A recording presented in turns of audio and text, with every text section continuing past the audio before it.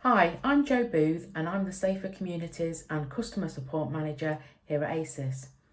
Every 3 years we look to review our policies to make sure they're up to date, relevant and fit for purpose.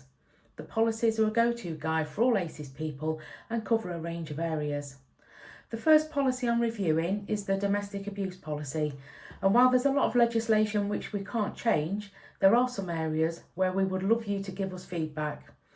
This policy covers things like how we support victims of domestic abuse, for example, completing a DASH assessment to establish the level of risk, or carrying out target hardening assessments on properties to see if we can make the property safer by securing the letterbox, adding chains to doors or adding extra security lighting. And it also covers what actions we take against perpetrators. We would usually follow our antisocial behaviour policy when looking at any action we can take, but we're always mindful of the risk that this may pose to the victim.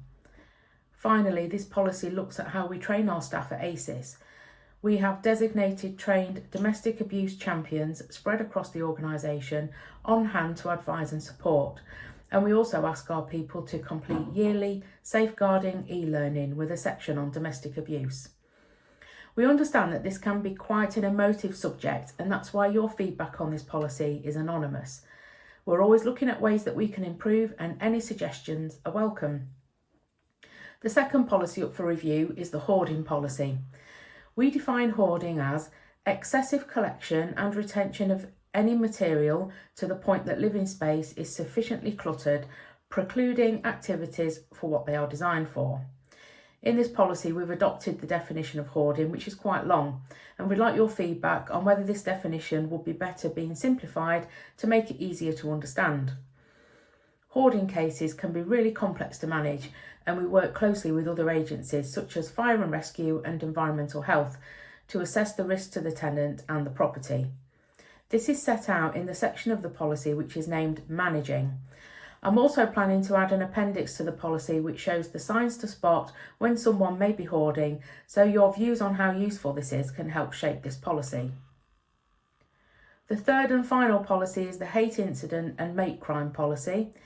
There have been some changes in legislation since the last policy was published.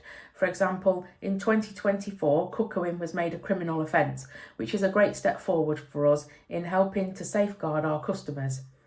With this in mind, would it be helpful to include a section on cuckooing and going into more detail around our response to reports of cuckooing? We will always work with the victim and take into consideration their wishes and make sure we refer them to services if we identify any support needs. Thank you. We really value your opinion, and any suggestions of improvements would be greatly welcome.